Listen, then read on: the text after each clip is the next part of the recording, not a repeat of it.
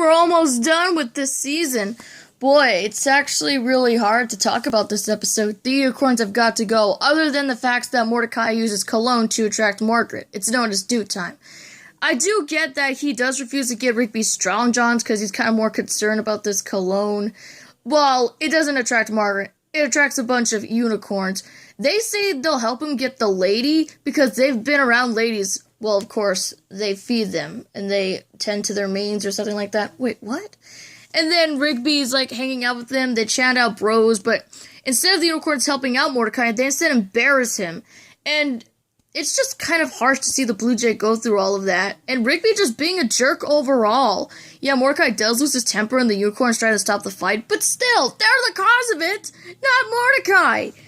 So there's a party going on at the house, and then Rigby just is still being mean to Mordecai. He leaves, and then the unicorns cause chaos, and then he goes to Mordecai saying that he's sorry. Well, he was forced to say sorry and says, "I miss you." Oh, so that's what started the whole Mordecai and Rigby shipping Morby. Now I know why. They just feel that's like a pairing. Those people online who think that these two are meant to be together. Ugh. I guess this is the episode that started the whole bromance. So they tell Skips, and he says the only way to get rid of the unicorns is to race them, but instead, Benson catapults them into the air and uses, like, these fireworks or something to explode. Then he sprays Mordecai and Rigby with hose water. Oh, like, why is he spraying them with hose water? Why? Is it to get rid of the cologne? He does Rigby too, but Mordecai was the only one wearing cologne. Why did he have to get sprayed? I don't know, is it just punishment or something like that? So the episode does end with Mordecai saying he'll go get Strong Johns for Rigby. Yeah, and that's the episode.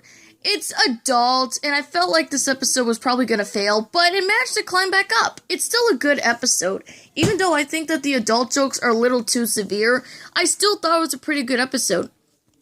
Now to prank callers. I know SpongeBob was the first one to execute the whole Joe Mama joke in the episode The Sponge Who Could Fly, but this episode is basically prank calling and stuff, where Mordecai and Rigby try to prank the master prank caller, but they kind of use their friends as bait or something like that.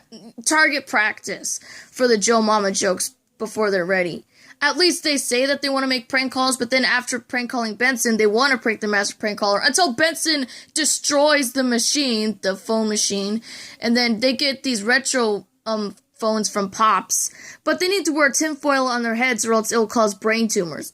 Okay, that's kind of a little too harmful for those animals. I felt like maybe if they would just not mention that it would cause a brain tumor, just say it'll just do something wrong to their head. The brain tumors are probably a little bit too much. So they do try to prank the master prank caller, but it turns out he's actually better than them and transports them to 1982. I don't know why, an 80s era. So they try to prank him back, but then he told them to leave him alone, but they didn't. Then they prank call Benson and the others to get them there to help. Then the master prank caller is still doing all this stuff, like it's like severe chaos, and it turns out that Mordecai actually executed a pretty good plan, which stops the master prank caller. And just before they go back to the present, the master prank caller says that all he wanted to do was make prank calls just like them. And then the episode ends with him, Mordecai, and Rigby prank calling Benson, and it's just really funny. It ends off on a pretty good note. It's suspenseful, but still funny at the same time. Another good episode. I really like the Joe Mama joke. It just always makes me laugh, especially when Mordecai hears Benson's voice. He's like, dude, he's still on the phone. Seriously. My gosh, Mordecai. This season in general, it was just so funny. With its jokes and everything. This is not a drill. The audit is the Matrix. I repeat, the audit is the Matrix. Yeah, that's like what they do for the episode. So Benson says there's an audit going on around the park and they need to pay the taxes, but it turns out that Rigby's brother, Don, is actually an accountant or whatever that fixes these kind of audits. He does come over to fix the problem, but before we get to that part, we get a flashback of Rigby really little, like kid size, and then Don's over at his party, and then all his other friends are going there, especially Mordecai. In reality, Don is actually the little brother. Now I was a little bit confused. He's taller than Rigby, but he's the little brother. Like, I don't get it. Was he the second born? I guess Rigby just couldn't. Oh, yeah, he's a runt. I understand. So yeah, Don's pretty much interacting with everybody except Rigby because there's this thing with Don saying he wants to give people sugar, which are just hugs, but Rigby doesn't want that. He just wants he just wants his brother to leave. Right before Don fixes the problem, Rigby does say something really mean to Don.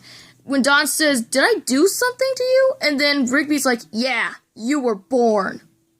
Okay, that was a little bit heartbreaking right there, and this causes Don to leave, and Mordecai's really upset at Rigby, and then, when Rigby tries to fix it, he just messes it up, and then the audit starts beginning, which is basically the Matrix. So they try to go get Don back, but then Rigby does reveals, saying that he was always in Don's shadow, and people looked up to him except for Rigby, and then, Don said he never wanted to, take away Rigby's friends. He just wanted to be cool like Rigby, because whenever he saw him not wearing clothes on, it kind of imprinted on him, because Don used to wear a cap. Now he doesn't. He's kind of like Rigby, not wearing clothes. I mean, he's still an animal, but he does go back to the park to fix the problem, the audit, but he does say he needs sugar from Rigby, which he does, and then Rigby's kind of got a change of heart. It's kind of heartwarming when you think about it. It's a pretty good episode.